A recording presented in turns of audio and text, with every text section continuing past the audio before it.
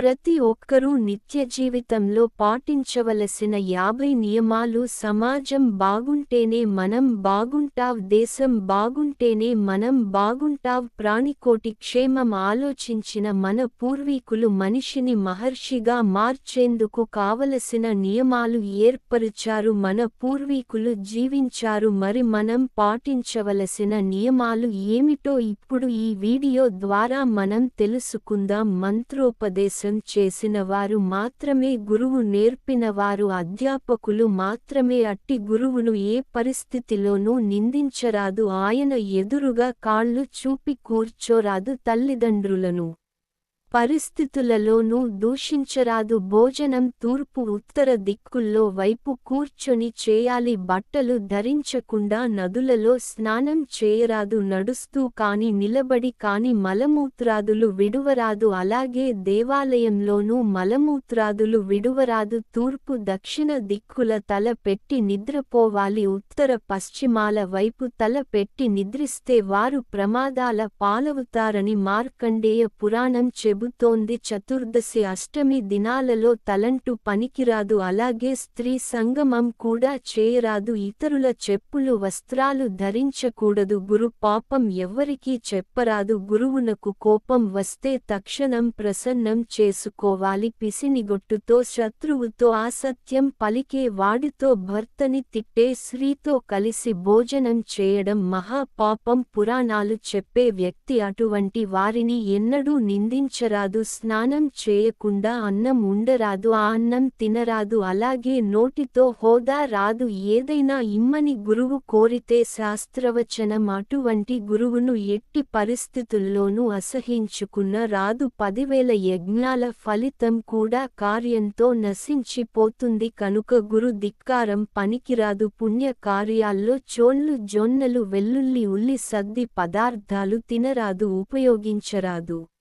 ఎట్టి పరిస్థితులలోనూ ఆత్మహత్య చేసుకోరాదు. అలా చేసుకున్న వారు కొన్ని వేల జన్మలు వికలాంగుల కొడతారు. ఇతరులపై పడేటట్లు విధించరాదు. భుజాలమీదుగా వస్త్రం లేకుండా దైవపూజ చేయరాదు. భోజనం చేయకూడదు. అన్నము తిన్నాక కంచంలో చేయి కడుక్కోరాదు. చేయి కడిగిన తరువాత ఆ చేతిని విదల్చరాదు. తెలిసిన వారి మరణ వార్త విన్న వెంటనే గాని, ఈ వార్త విన్న వెంటనే గాని కట్టుబట్టలతో స్నానం చేయాలి. కూర్చొని కాళ్ళు రాదు చూపినవాడు వచ్చే జన్మలో కుంటివాడు కొడతాడు. ఏకాదశి నాడు ఎన్ని అన్నం మెతుకులు తింటే అన్ని పురుగులు తిన్నట్లు లెక్క. శాస్త్రవచనం. కావున అన్నం తినడం చేసుకొని తినాలి. జ్యేష్ఠ శుద్ధ ఏకాదశి నాడు మాత్రం 60 సంవత్సరాలు దాటిన వారికి 11 సంవత్సరాల లోపు వారికి ఈ నియమం వర్తించదు. తూర్పు ఉత్తర ముఖంగా దంతధావనం చేయాలి. పడమర దక్షిణ దిక్కుగా నిలబడి కూడదు. శివపూజకు మొగలి పువ్వు పనికిరాదు. ఒకేసారి నీరు నిప్పు 2 చేతులతో గాని ఒకే చేతితో కానీ నిద్రపోతున్న వారిని అనవసరంగా లేకుండా పురాణ కథలు జరుగుతున్నప్పుడు కలుగజేయుట, భార్యాభర్తల విడదీయుట ఇవన్నీ బ్రహ్మహత్యా పాతకలతో సమానం. ఏ పదార్థాన్ని చూపించరాదు. పురాణాలు దానం చేస్తే గొప్ప విద్యావేత్తలు అవుతారు. గొడుగు చెప్పులు కలిపి కాని గోవులు గాని దానం చేస్తే భయంకర మార్గం సులభంగా దాటగలరు. సువర్ణ దానం చేసేవారు ఐశ్వర్యవంతుడు. ఇళ్లల్లో కొడతారు. ఒకరి బట్టలను మరొకరు కట్టరాదు. ఒకరు తీసివేసిన మరొకరు ధరించి నిరసన పరులతో, మూర్ఖులతో వాదోపవాదనలు చెయ్యరాదు. కాశీలో గురుపూజ చేసిన వారిని కైలాసవాస సౌఖ్యం లభిస్తుంది. ఆలయంలో ఆత్మ ప్రదక్షిణ అన్నప్పుడు తన చుట్టూ తాను జరగదు. నమస్కారం చేస్తే చాలు. గుడి చుట్టూ ప్రదక్షిణం మాత్రమే చేయాలి. విష్ణు ఆలయంలో 4 ప్రదర్శనలు, అమ్మవారి గుడిలో నువ్వు, శివాలయంలోనూ 3 ప్రదర్శనలు చెయ్యాలి. శివాలయంలో కొబ్బరికాయ కొట్టిన తర్వాత దానిని తీసుకోరాదు. జ్యోతిర్లింగాలు, స్వయంభు లింగాలు అయితే మాత్రం ప్రసాదంగా స్వీకరించవచ్చును. బహిష్టు సమయంలో వంటివి పిల్లల వల్ల దుఃఖాల పాలవుతారు కనుక అవి పనికిరావు. సంధ్యా సమయంలో నిద్ర, తిండి సంభోగం కూర్చడం చెయ్యరాదు.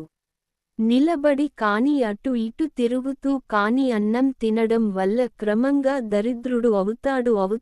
ఆదివారం శుక్రవారం మంగళవారం తులసి ఆకులను కోయరాదు. చీటికి మాటికి చేయుట దోషం. నోట్లో వేలు పెట్టి గోళ్లు కొరుకుట వంటివి చేయరాదు. ద్వారా మంత్రోపదేశం పొందిన వాడు ఎప్పటికీ భరించలేడు కనుక ఉపదేశం పొంది చీకటి పడ్డాక పువ్వులు ఆకులు చెట్ల నుండి కొంత రాదు. దేవాలయ ప్రాంగణంలో పొగ తాగడం రెండు నిషిద్ధాలు. అర్చకులకు పౌరాణికులకు సరిగా పారితోషికం ఇవ్వక వారికి రుణ పడేవారు ఎన్నో జన్మలు కుక్కలుగా కష్టాలు పాలవుతారు.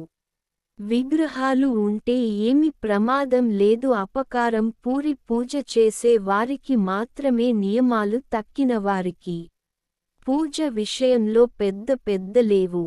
తీసుకున్నాక ఆ చేతిని పట్టుకోవాలి తప్ప అరచేతిని తలపై వ్రాసుకొన్న రాదు. నిద్ర లేవగానే వామన నామస్మరణ చెయ్యాలి. ముఖంతో అర్థం చూసుకున్న రాదు. ఉపవాసం ఉన్నప్పుడు సాధారణ చేసినప్పుడు పరుల దోషాలు పోరాదు. శివాలయంలో నందికి దగ్గరగా దీపారాధన చేయరాదు. కొంచెం దూరంగా ఉంచాలి. తల వెంట్రుకలతో కూడిన అన్నం పండితులకు గురువులకు పెట్టరాదు. సాధ్యమైనంత జాగ్రత్త వహించాలి అని తీసివేసి మళ్లీ వడ్డించే నెయ్యి వేయాలి. అన్నం తింటున్న వారిని పెట్టరాదు. అలాగే గొడవ రాదు. స్నానం చేశాడా శరీరం తుడుచుకుని తడి పొడి కట్టుకొని పూజ చేయరాదు. పూజామందిరంలో ప్రవేశించే తడిపి పిండి మాత్రమే కట్టుకోవాలి లేదా వేరే శుభ్రమైన వస్త్రాలు పూజకు ధరించాలి. తరచుగా కాలినడకన పుణ్యక్షేత్రాలు దర్శిస్తే మంచి జన్మలు కలుగుతాయి. దీనిని అంటారు భోజనం చేసిన వస్త్రాలు ఉతికి ఆరవేయకుండా వాటిలో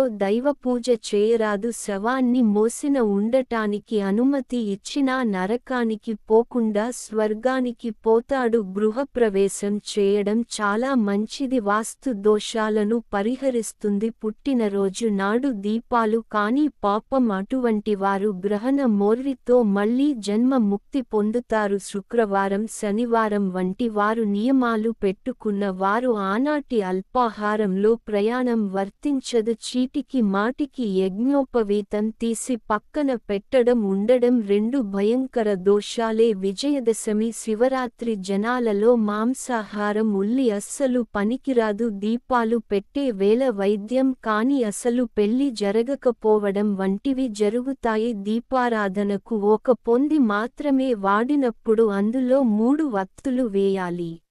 అన్నము అడుగంటిన పాయసం ఇటువంటివి నైవేద్యానికి పనికిరావు. కొబ్బరికాయ కొట్టడం వెనుక వైపు పీచు తీయాలని నేను కూడా తప్పనిసరి కాదు. శుభ్రత కోసం పీచు తీయవచ్చు. తీయకపోతే దోషం ఏమీ లేదు. కొబ్బరికాయను నీళ్లతో కడిగి కొట్టడం చాలా తప్పు. కొబ్బరికాయను పీచు వేశాక నేలతో అస్సలు కడగరాదు. మొహానికి తాళి కట్టించుకొన్న భార్య కాపురం చేయగా ఏడిపించడం చెప్పిన మాట వినకపోవడం తాళం తీసి చేయరాదు. షకీలా చేసిన స్త్రీకే 100 జన్మలు వైధవ్యం కాని అసలు పెళ్లి కాకపోవడం జరుగుతుంది. పెరుగుతాయి. ఇంటికి వస్తే టక్కున లేచి నిలబడి ఎదురుగా వెళ్లి లోపలికి గౌరవంగా తీసుకుని వచ్చి ఆసనం వేసి కూర్చోబెట్టకుండా మాట్లాడరాదు. సాధనం పోయేటప్పుడు బయటకు వచ్చి గురువుని కొంచెం దూరం అనుసరించాలి. ఈ వీడియో గనుక నీకు నచ్చినట్లయితే లైక్ చేసి షేర్ చేయండి.